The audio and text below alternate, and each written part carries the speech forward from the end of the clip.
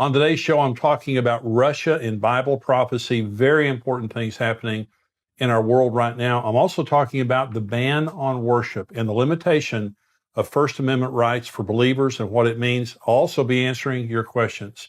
I'm Jimmy Evans. Welcome to the Tipping Point Show.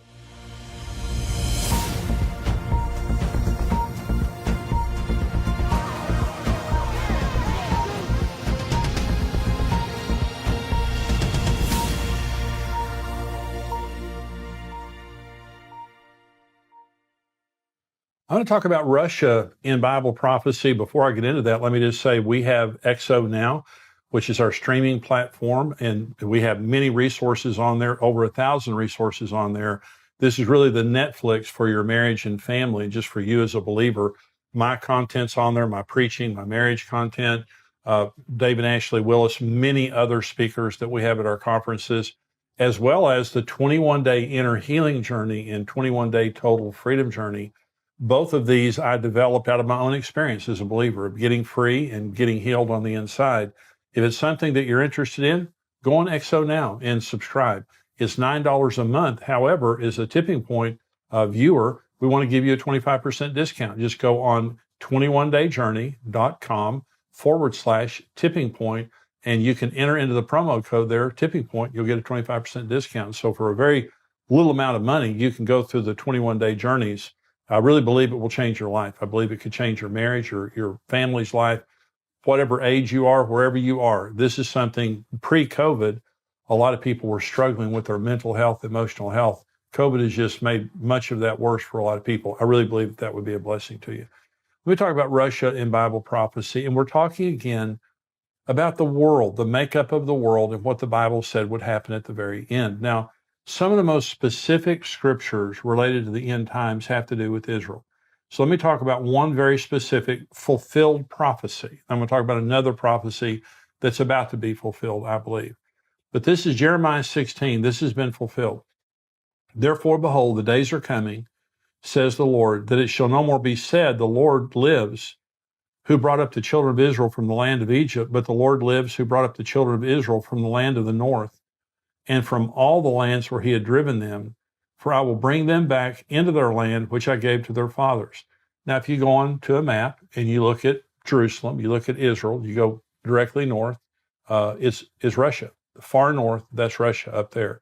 And so is that fulfilled? No more will I bring the children of Israel out of Egypt, but I'm going to bring them out of the land of the north and all these other lands where I've scattered them.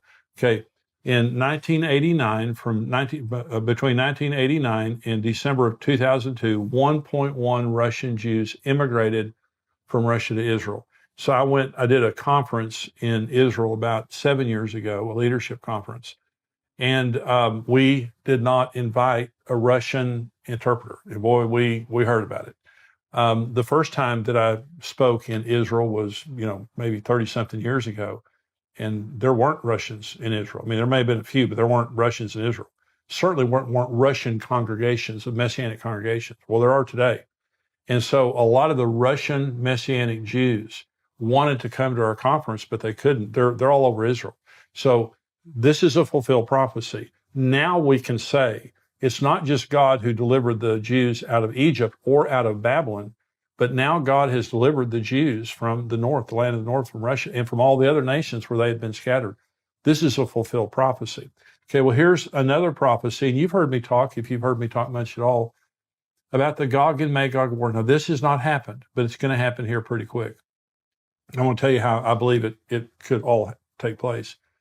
But this is Ezekiel 38, and this is Ezekiel now prophesying a war that's going to be Russia. It's going to be Iran. It's going to be Syria. It's going to be Turkey. It's going to be Libya. It's going to be the Sudan or the area around old Ethiopia. Those kinds of nations that are aligned in their beliefs and in their opposition to Israel. And so Ezekiel 38, now the word of the Lord came to me saying, Son of man, set your face against Gog, that's a person, of the land of Magog, that's the land, the prince of Rosh, Meshech, and Tubal, and prophesy against him and say, Thus saith the Lord God, Behold, I am against you, O Gog, the prince of Rosh, Meshech, and Tubal. I will turn you around, put hooks in your jaws, and lead you out with all your army, horses, and horsemen, all splendidly clothed. a great company with bucklers and shield, all of them handling swords. Persia, that's Iran. Ethiopia, that's the Sudan, that area around there. Libya, it's Libya. All of them with shield and helmet. Gomer and all of its troops. The house of Togarmah from the far north, Turkey. Many people are with you. Prepare yourself and be ready, you and all your companies that are gathered about you, and be a guard for them. After many days you'll be visited. In the latter years, you will come into the land of those brought back from the sword, that's Israel, and gathered from many people on the mountains of Israel, which had long been desolate. They were brought out of the nations, and now all of them dwell safely. You will ascend like a storm, covering the land with a cloud, you and all your troops and many people with you. Now I'm going to continue on that in just a minute. And so all of these nations are aligned. Russia has been helping Iran develop their nuclear technology. Russia is aligned with all the nations that we're talking about. Russia is very much aligned militarily and economically with Iran, with Turkey.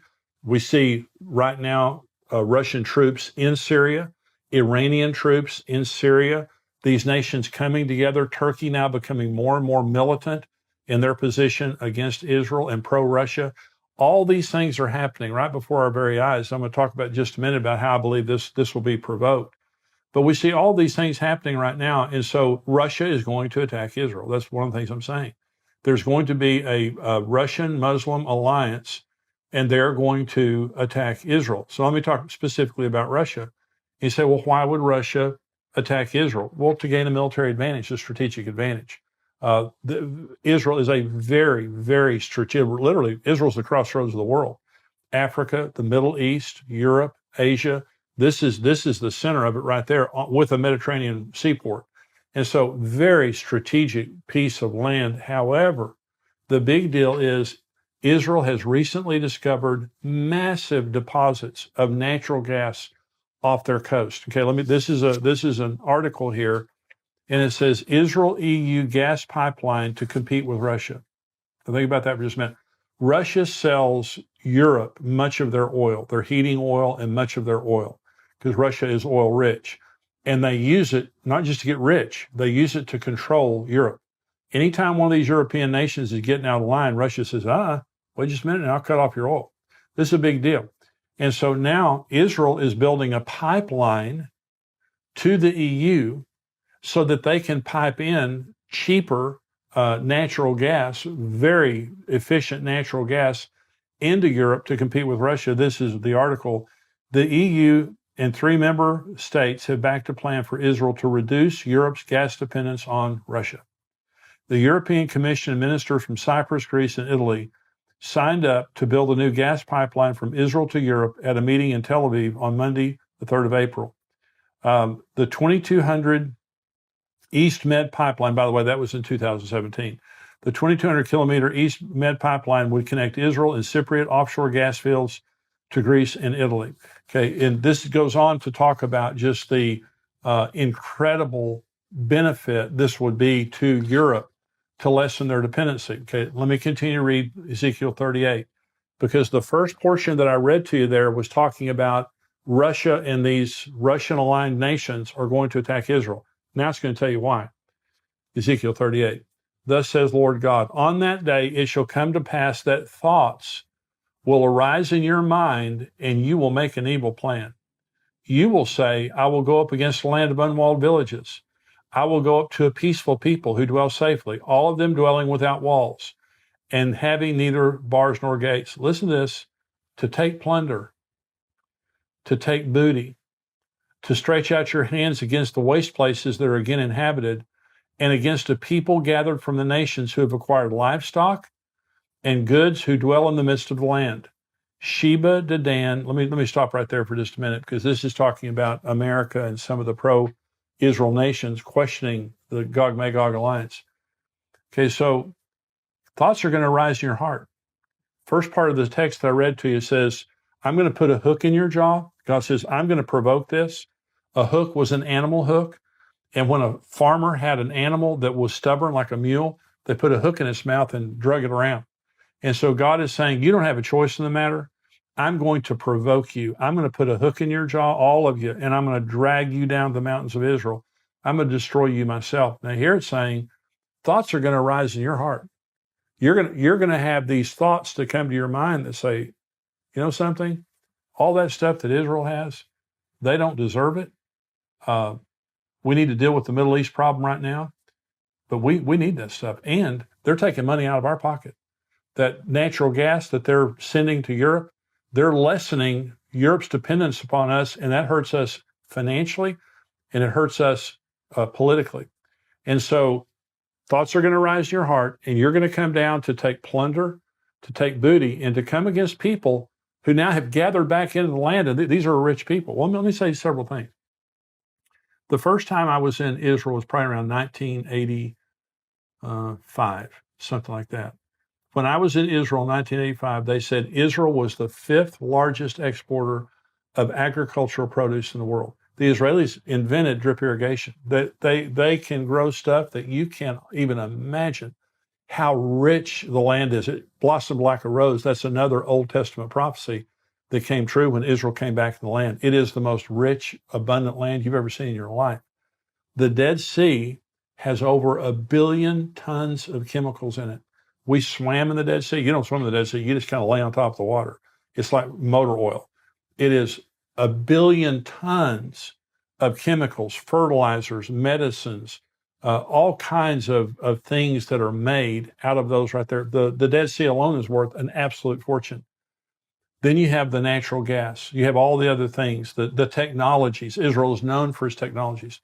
So Russia is sitting there at some point in time, and thoughts are going to arise in their heart, and they're going to come down to take booty. Now, this is the rest of the text. Sheba, Dedan, the merchants of Tarshish, and all their young lions will say to you, have you come to take plunder?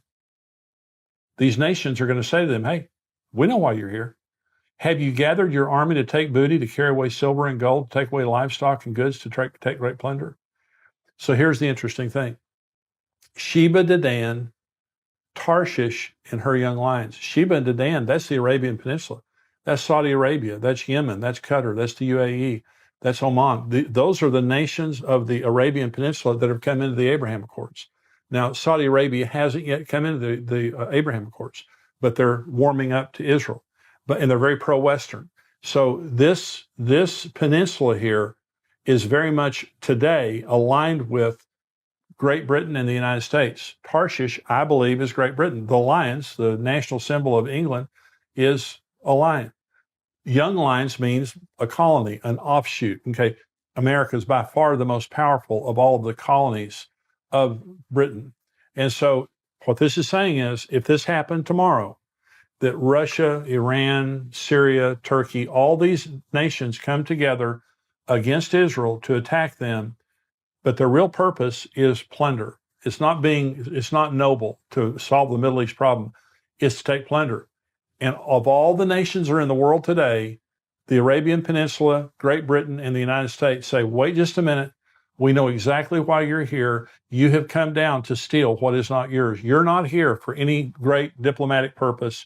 You are here so you can take away what these people have that has prospered in their hand because of the blessing of God.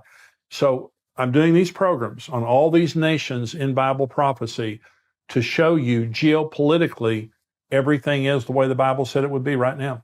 The Gog and Magog alliance, it exists. They're against Israel. They're all in relationship to one another. Then you have the Sheba, Dedan, Tarshish, her young lions. We're all aligned together in our support of Israel.